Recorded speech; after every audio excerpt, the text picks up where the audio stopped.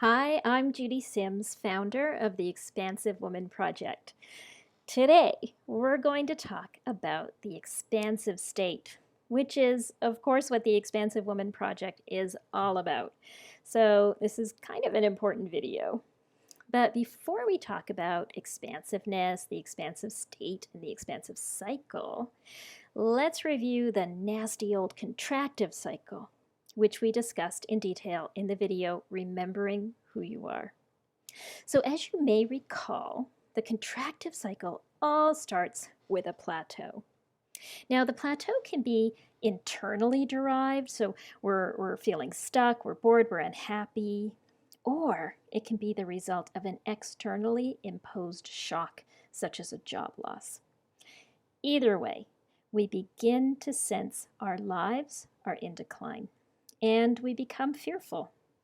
And when we're in a fear state, it becomes very easy to prioritize the comfort of conforming to people's expectations over the truth of who we actually are.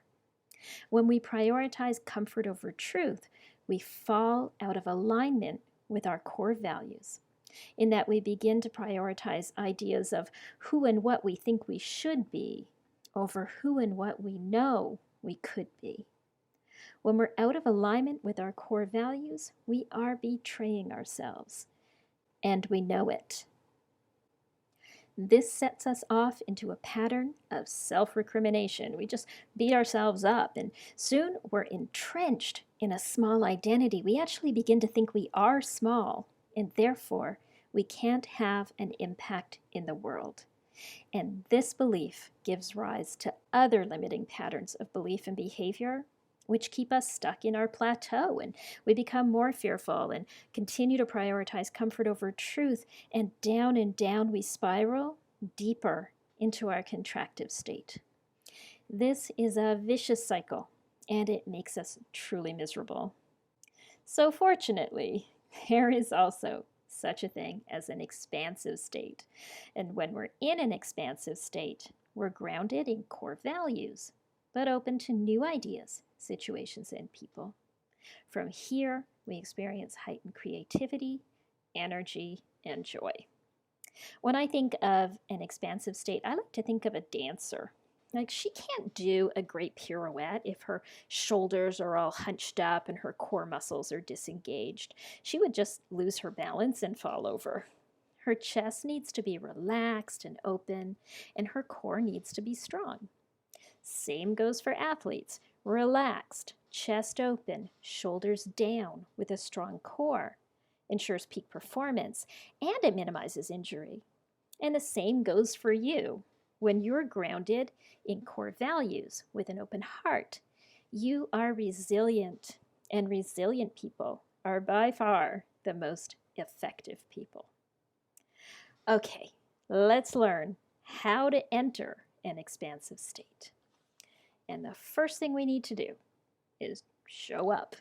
Now, it might sound like I'm being a bit cute here, but the truth is, very few of us actually, with consistency, show up for our lives as our truest, most authentic selves, because somewhere along the line, we forget who we are. So we have to learn to show up again. And that means we have to make friends with fear, wrestle our egos into the ground, and then get very clear on what our values and purpose are. So let's start with fear. Fear comes from our need for certainty, or in other words, our need to feel safe, secure, and comfortable. So there's nothing inherently wrong with our need for certainty, and it can certainly keep us from making dumbass decisions.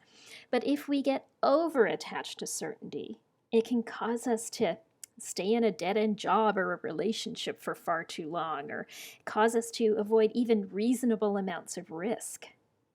Really, it will keep us small and contractive. So certainty is a very tricky thing. We all need it, but we also don't want to let it get in our way. So to really understand our need for certainty, we need to look at this highly detailed and totally accurate diagram of a brain that I drew for you. It's actually based on the work of a real neuroscientist, so don't worry. His name is Paul MacLean. And among other things, he studied the evolution of our brains, how our brains evolved over time. So, from his teachings, the oldest part of our brain is reptilian. And it's mostly just interested in keeping the lights on. It's concerned with breathing, telling you you're hungry, telling you to move towards nice temperatures and away from extreme ones. It often gets blamed for our fears, and we might say something like, my lizard brain won't let me start that business or write that book. But it's not actually to blame. The real culprit is the next part of our brains to develop, the paleo-mammalian brain, which is also known as the limbic system. And this is where emotions reside. And the emotion this part of our brain likes best is fear. So it's actually constantly on the lookout. And what's it looking out for? Anything that could be dangerous, so a tiger leaping out of the forest. But the problem is, because it's not very evolved, it can't actually tell the difference between the danger of a tiger leaping out of the forest and the danger of giving an important business presentation. We experience both at the same level. And finally, there's the neo-mammalian brain, also known as the outer cortex, which is where we do our thinking. It's where our personality resides and where language lives. So look at it this way. You've got your reptilian brain. He gets blamed for a lot of fear, but he's just really keeping the lights on. Then you've got the real troublemaker, your limbic system, or paleo-mammalian brain. It's monkey-like. If you know someone who's into meditation and they talk about their monkey brain or the need to tame their monkey brain, this is who they're talking about. And finally, we have the outer cortex, or the neo-mammalian brain, which is the part of our brain that makes us human. So, when you look at this diagram, what you really see is that a good chunk of our brains are wired for survival and not truth. Darwin recognized this as well. He wrote about how our emotions are designed to initiate movement away from danger towards safety. That's what they're there for, to protect us. Neuroscientist Paul MacLean referred to the relationship between truth and survival as that of a competent rider on his unruly horse. So you can see why it's really important for us to get a grip on our need for certainty. And we can begin this process by getting curious about it. Curiosity is one of the hallmarks of a person in an expansive state. Just ask yourself, why am I afraid? Have there been similar situations that cause me to be afraid? What's triggering me here? And so on. Next, you want to talk to people about your fear, and this requires you to be vulnerable.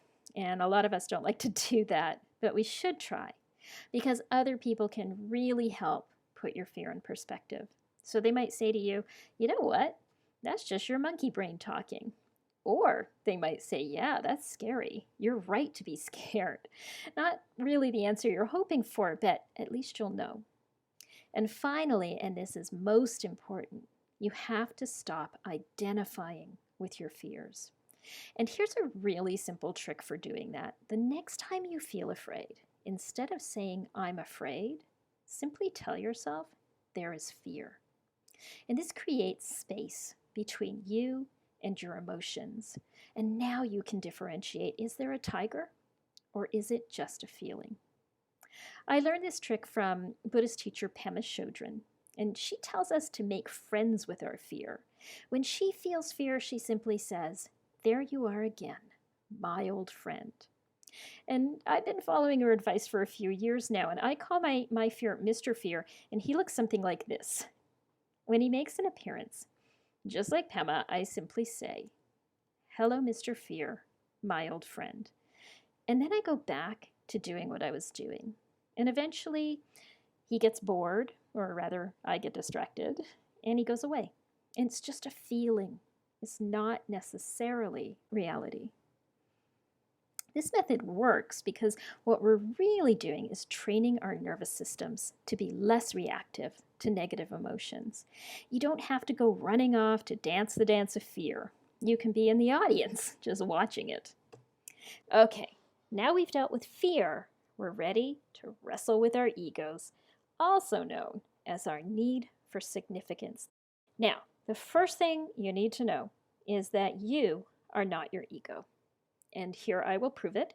Here's you, and here's your ego. Two entirely different entities.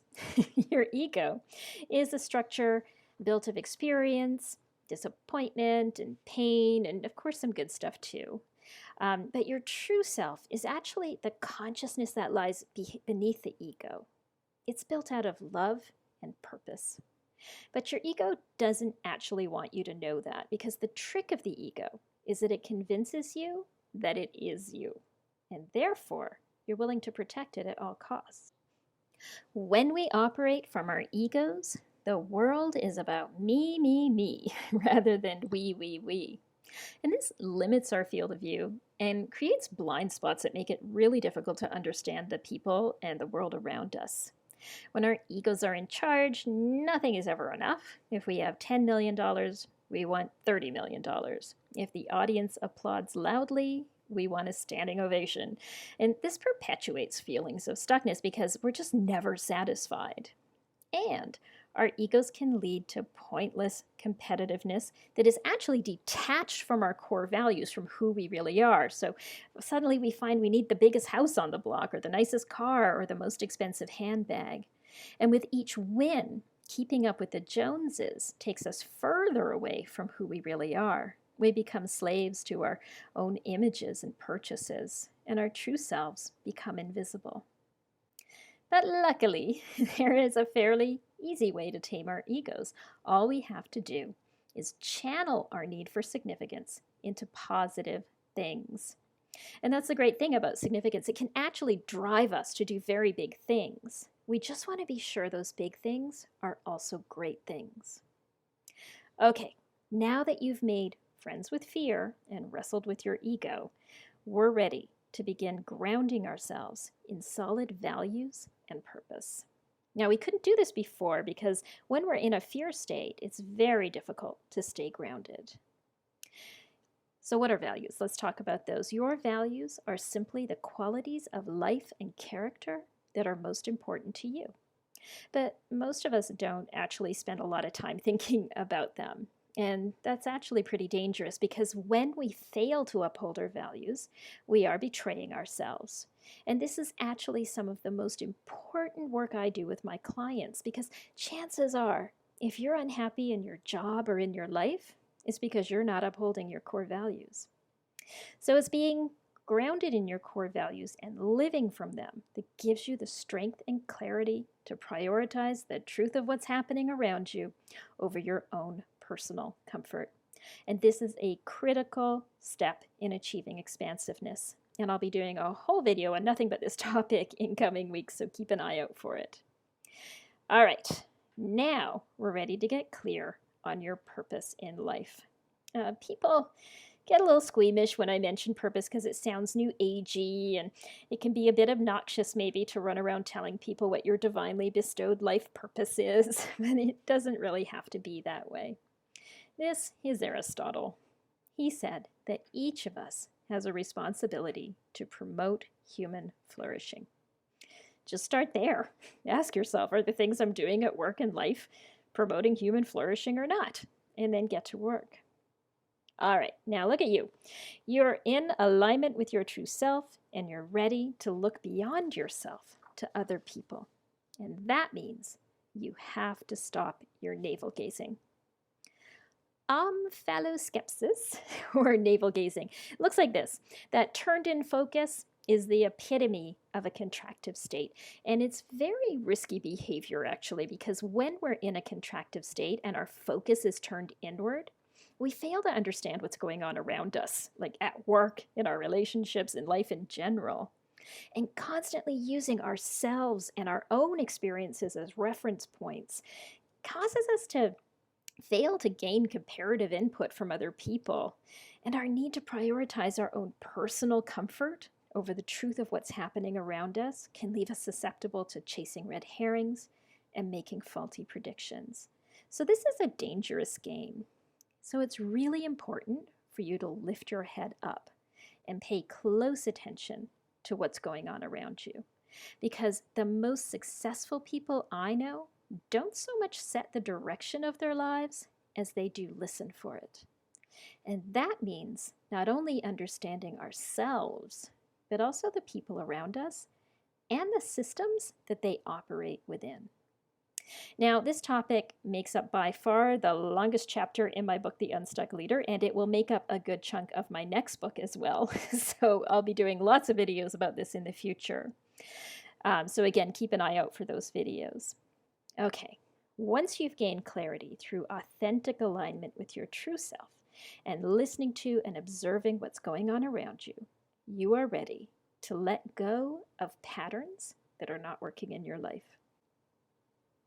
The first thing we need to let go of is stability, or as we now know it, our need for certainty.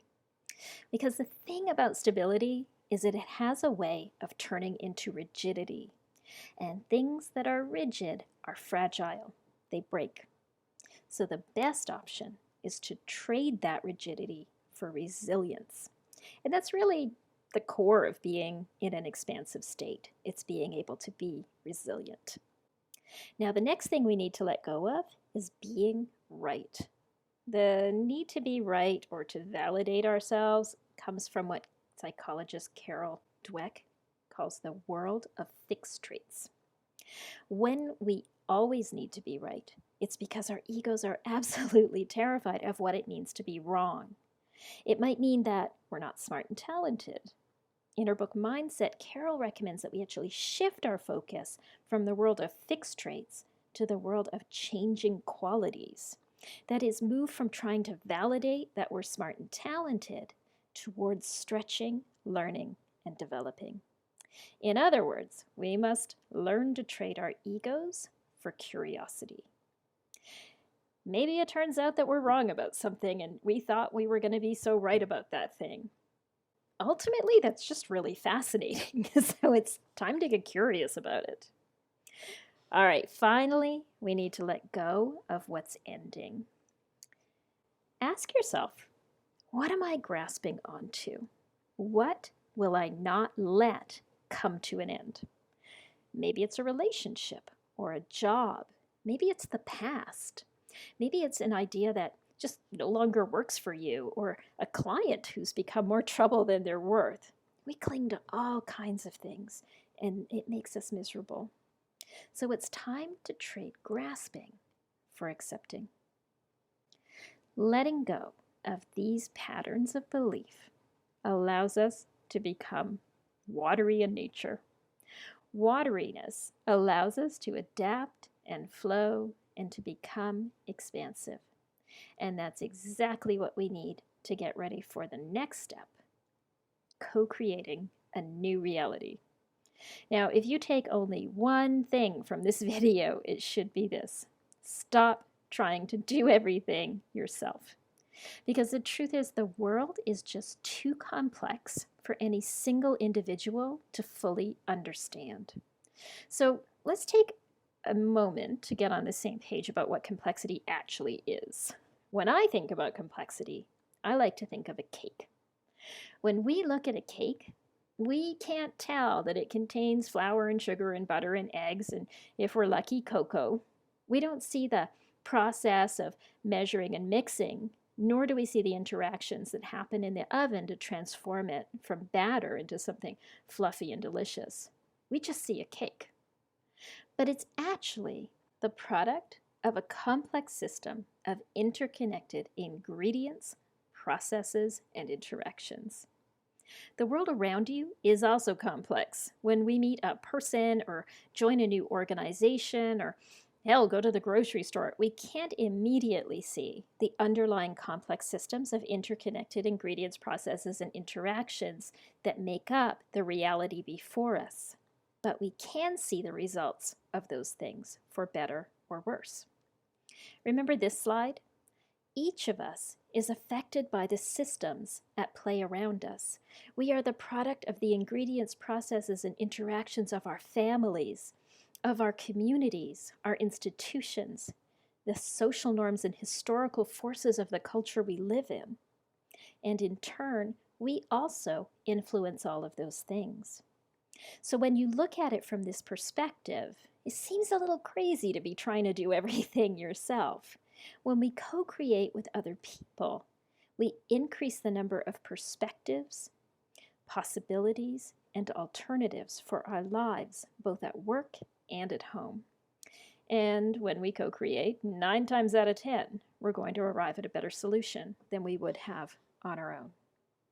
Now, I will admit that as a fairly introverted person, co-creation is quite tough for me. I would much rather sit in a room alone and try to solve the world's problems. But I know that if I co-create, things will go better, which is why step 5 is so important. Practice, practice, practice.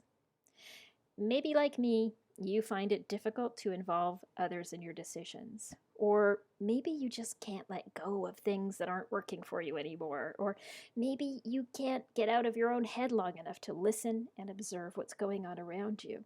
Or maybe, for all kinds of reasons, it's difficult for you to fully show up each and every day. You're human.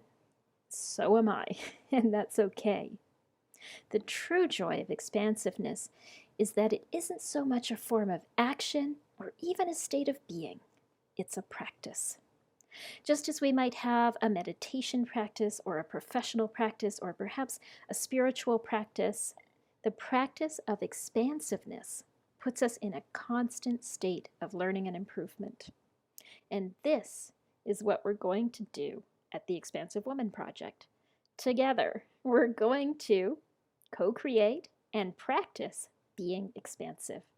We're going to grow and improve. We're going to share what we learn with other women.